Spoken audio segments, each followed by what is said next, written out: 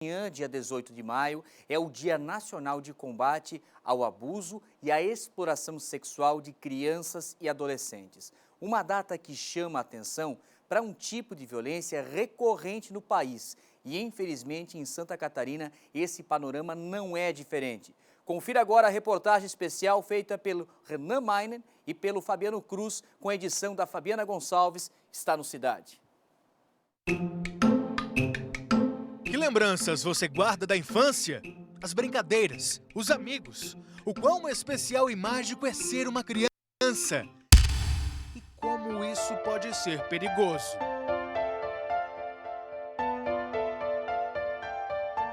Os desenhos felizes pela casa escondem uma história de terror.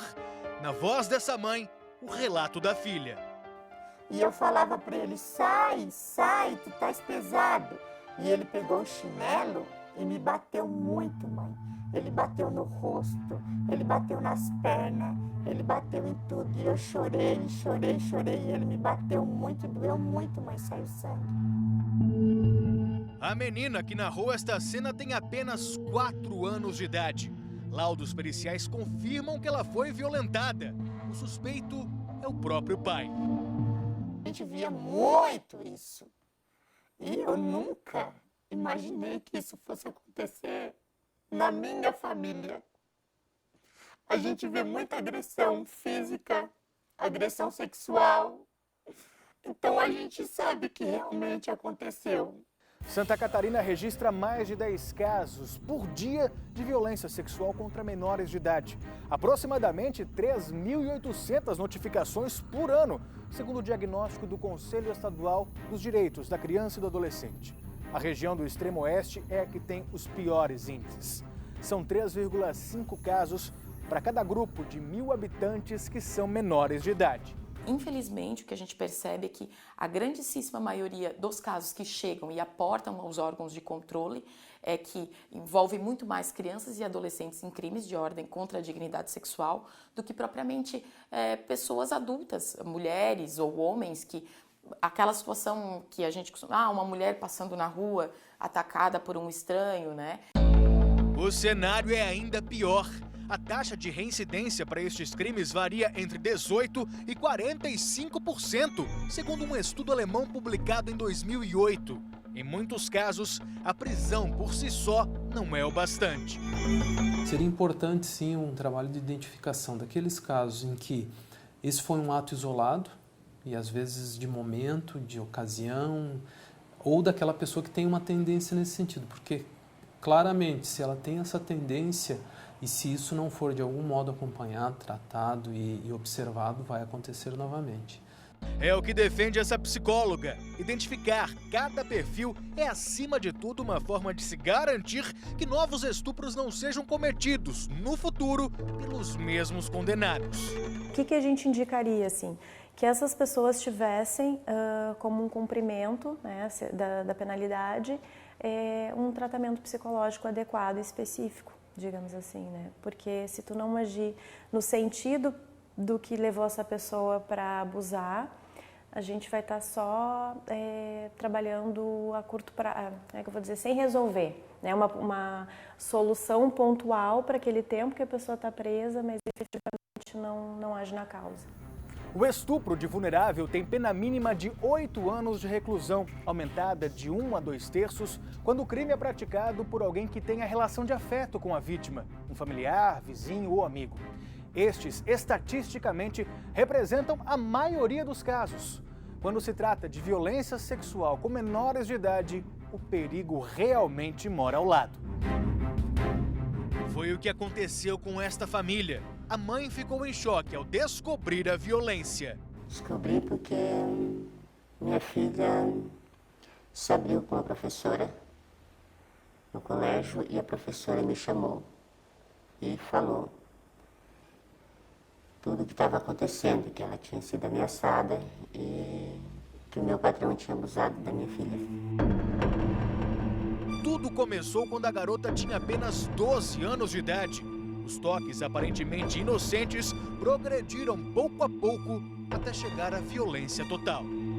Ele começou, tranquilo e depois foi indo e foi piorando a situação, digamos. Estupro seguido de ameaças, um ingrediente que torna a denúncia ainda mais difícil para a vítima. Mas não se recomenda outro caminho que não seja aquele onde se enfrenta a situação. Desde o momento em que você decidiu contar, você encontrou o apoio tanto na escola quanto com a sua mãe? Sim, bastante apoio tanto na escola, com meus amigos, que eu também contei para minha amiga, com a minha mãe, com meu pai, todos me apoiaram bastante. Apoio é fundamental. O sentimento de culpa é corriqueiro entre as vítimas, tão jovens e precisando lidar com monstros tão grandes. Ainda depois a coitadinha olhar para mim e dizer: mãe, me perdoa, que a culpa não foi minha. Ela sabe que fizeram alguma coisa errada com ela, mas ela não sabe a gravidade. Ela sabe. Aos pais, recomenda-se atenção total a qualquer sinal diferente e demonstrar aos filhos que a confiança nessa relação é plena. Isso foi vital para que esses casos fossem denunciados. Então, quando não tem esse vínculo, justamente eles não se sentem à vontade para procurar. Porque é frequente que o abusador faça algum tipo de ou chantagem emocional, uma ameaça, né, de que vai ser punida, de que o outro não vai acreditar. Então, é importante essa proximidade dos pais. A etapa da confissão é dura e logo depois dá lugar a outro grande desafio. Quando a denúncia é feita, começa a briga jurídica. Dor, indignação, revolta. Sentimentos que perseguem tanto vítimas como pais ou responsáveis que receberam o duro golpe de saber que alguém violou seus filhos. O amparo deve vir pelas mãos da justiça, mas alguns casos se arrastam por tanto tempo que essa angústia é ampliada pela sensação de impunidade. Histórias distintas e uma mesma dor. Nos dois casos desta reportagem, os acusados seguem em liberdade. O que eu quero mesmo é justiça, fazer justiça, pelo menos tirar um pouco dessa dor que eu sinto, dessa culpa. Eu clamo ao juiz que pegar isso aqui na mão, que coloque quem fez isso com a minha filha na cadeia. Comoção atropelada pela frieza do rito processual. Um julgamento assim pode se arrastar por anos, sem garantia de prisão até o fim da segunda instância. São processos que exigem uma certa cautela, porque as penas são realmente muito altas, então nós não podemos atropelar as coisas. Nós não podemos esquecer que o fato de existir uma denúncia não significa necessariamente que aquilo aconteceu, né? Ele vai ser apurado, o réu vai ter direito de se defender através de um advogado e esse direito de defesa tem que ser garantido.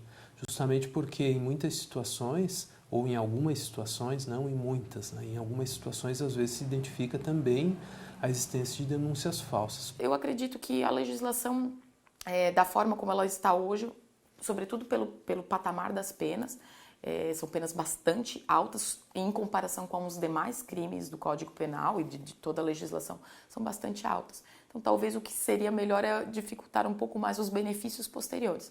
Mas isso também, considerando que são crimes hediondos, isso também já é bastante dificultado. Esperar nestes casos é sempre difícil. A raiva costuma ser inimiga da paciência. Como é que você se sente sabendo da liberdade dele? Eu me sinto indignada. Ódio. Indignação. O fim do processo demora, mas chega. Talvez nenhuma pena seja o bastante para uma vítima ou para um pai que sabe da violência. Seguir em frente é uma demonstração de força, um exemplo de coragem que surge em meio à dor. Se tu pudesse agora se reportar a alguma menina com a tua idade, que esteja por um acaso enfrentando algo assim, o que você diria a essa garota? Não tenha vergonha do que você passou, tenha coragem, conte, se abra para alguém. Por mais que seja uma amiga, ela vai te ajudar. Se tu confia nela e ela confia em você, vai te ajudar bastante.